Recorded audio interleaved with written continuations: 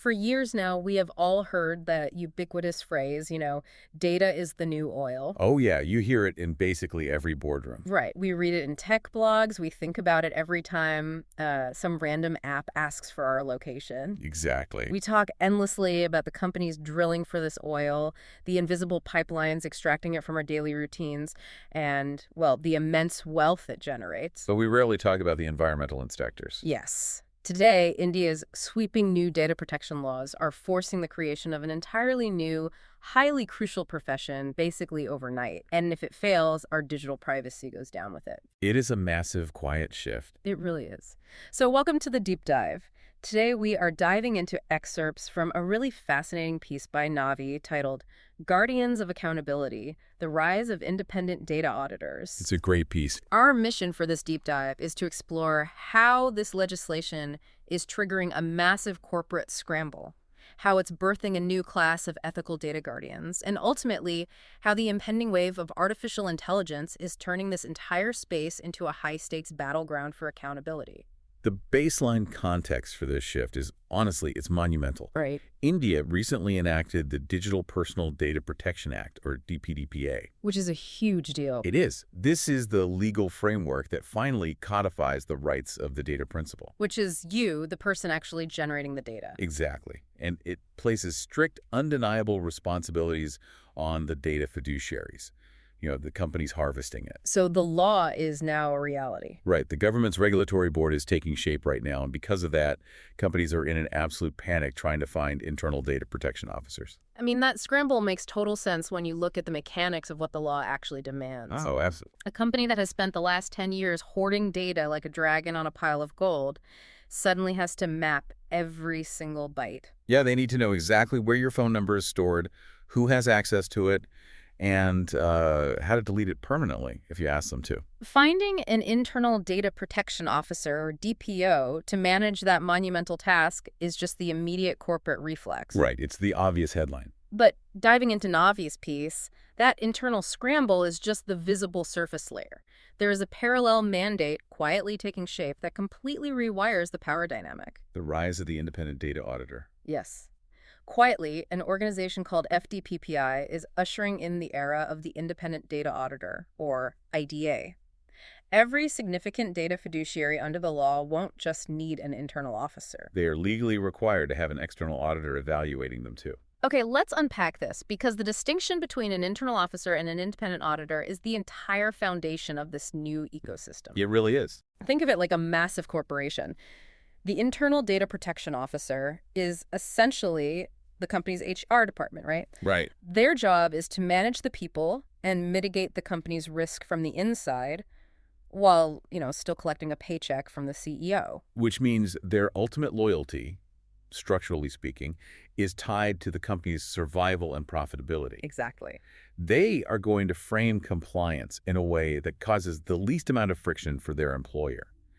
But the independent data auditor operates on a completely different frequency. They aren't the HR department. No, to borrow your corporate analogy, they are the external labor board. They walk in from the outside, they don't answer to the CEO, and their sole mandate is to protect the worker.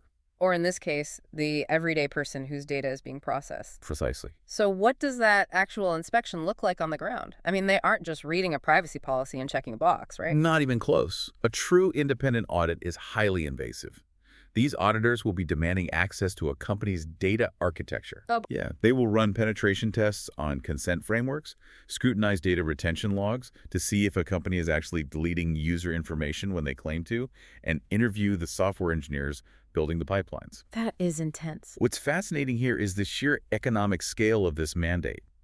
The source explicitly points out that there will be as many opportunities for these external auditors as there are for internal officers. Wait, really?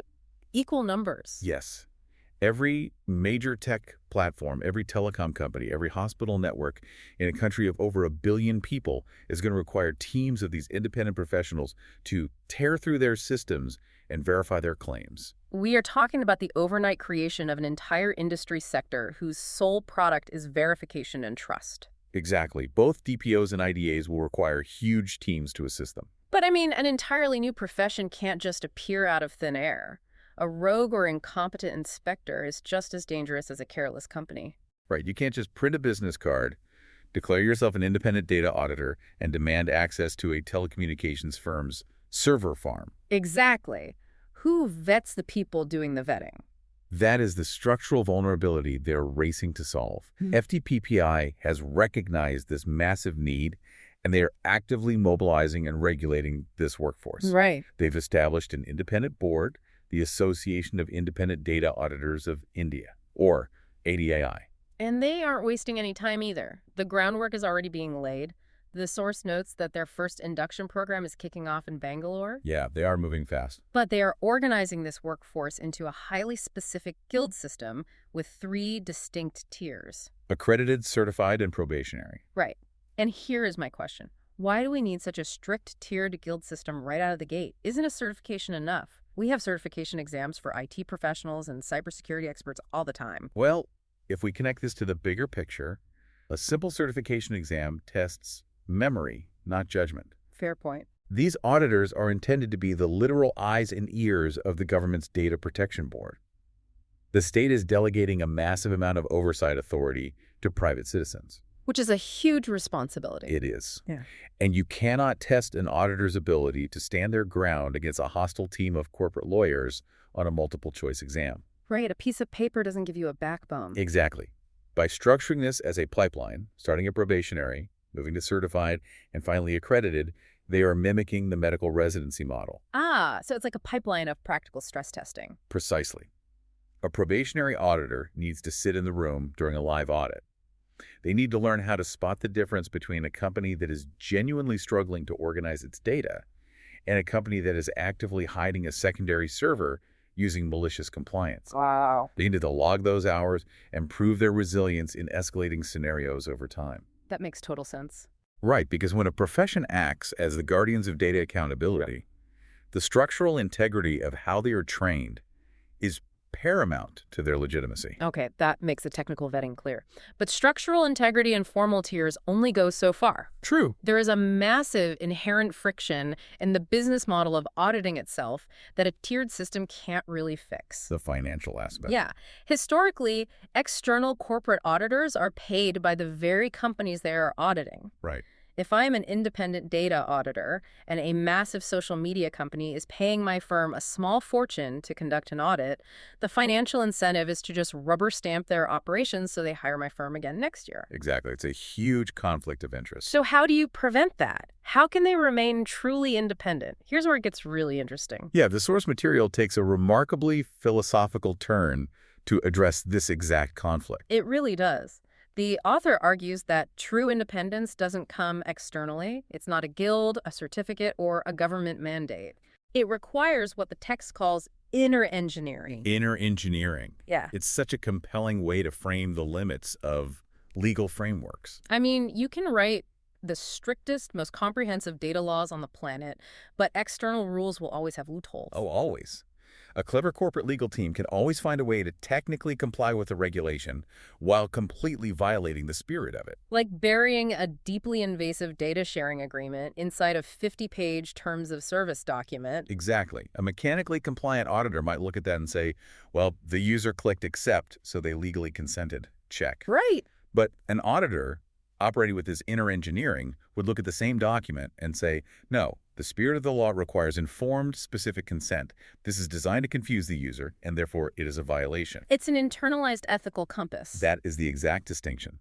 The text states that having the knowledge to be a DPO is merely the starting point. Being an IDA requires a specific attitude, both internal and external. It sounds less like corporate compliance and more like a Jedi order for data protection. It does. The author is suggesting that true independence requires a profound personal responsibility to the legal objectives of the profession itself. And the author even gives a cultural nod to this journey, mentioning a prayer to God Vinashwara, for a prosperous future for IDAs. It really highlights the gravity of the role. It challenges you, the listener, to think about your own field. How often do we rely on the internal ethics of individuals rather than just the external rules of the system? Right, like a digital Hippocratic oath. But it also raises a terrifying practical problem. How do you regulate an auditor's inner engineering? Exactly. You can audit a spreadsheet, but you can't audit someone's soul. We are placing an immense amount of pressure on human ethics, and those ethics are about to be violently stress tested. Because the digital landscape isn't static. Right. A massive technological disruptor is fundamentally altering what it means to be a data fiduciary. The entrance of artificial intelligence into this ecosystem completely shatters the existing risk models. The text asserts that virtually every data handling company will become deeply dependent on AI. Right. The concept of a standard data fiduciary, a company just simply collecting and storing data, is becoming obsolete. And the moment they integrate AI into their pipelines, they absorb its unknown risks. Unknown risks, that's the key phrase. We aren't talking about standard risks like a hacker breaching a firewall. We are talking about algorithmic black boxes. Exactly. An AI model might be fed basic, harmless data like what time a user logs into an app and how fast they scroll. Right. But through its own internal logic, the AI correlates that data and infers a user's mental health status or financial vulnerability. And the company never even asked for that sensitive data, but their machine created it. That is a massive, unpredictable unknown. So because of these unknown risks, the author argues these companies will automatically be elevated to the status of significant data fiduciaries. The logic is sound. If a company deploys a technology that makes decisions it can't fully explain, the risk profile skyrockets Which drastically spikes the need for IDAs. exponentially. The potential for harm to the individual increases, which means the requirement for external oversight becomes absolute. But this introduces a massive structural conflict. The text neutrally points out an intense tension playing out within METI, the Ministry of Electronics and Information Technology. Yeah, they hold a dual mandate. Right. On one side, they are tasked with developing and promoting India's tech industry. They want to encourage AI adoption. But on the other side, they're the very same ministry responsible for regulating that industry and protecting citizens. So what does this all mean? It sounds like we have a massive conflict of interest, like the coach of a sports team also acting as the referee. This raises an important question. How does a ministry aggressively champion the rapid expansion of AI while simultaneously policing its unpredictable dangers? Without taking sides, it's a structural tension between innovation and regulation globally. Right. When the mandate for economic growth lives in the same house as the mandate for citizen protection, well, growth almost always has the louder voice. Right. The industry naturally pushes back against strict regulation because compliance creates friction. There is a concerted effort from some industry sections to dilute the law's implementation. They exploit that conflict of interest within METI. Exactly. But the text notes that vigilante entities in India are preventing this dilution. Which is fascinating. These vigilante entities are defending the strict implementation of the law. Because AI introduces such unpredictable risks that it inherently forces companies into a higher regulatory bracket. It shows that data protection is not just a legal exercise. It is an active, ongoing battle for the future of digital accountability, with FDPPI at the forefront of the IDA revolution. It really is. So to pull all these threads together for you, India's DPDPA has catalyzed a massive shift. The scramble isn't just for internal DPOs. Right. It's for independent data auditors, ethical guardians built on inner engineering who will serve as the eyes and ears of the government. The external labor board of the digital world. Exactly. And with AI injecting unknown risks into every corporate system, this new ecosystem is becoming a critical battleground against industry conflicts of interest. It is a brilliant attempt to build a human failsafe into a digital machine. But looking at the trajectory of AI, it leaves us with a deeply unsettling paradox. Oh. The force makes it clear that true independence relies on human ethics, that inner engineering, to manage the unknown risks of AI. Right. But an independent auditor can only audit what they can comprehend.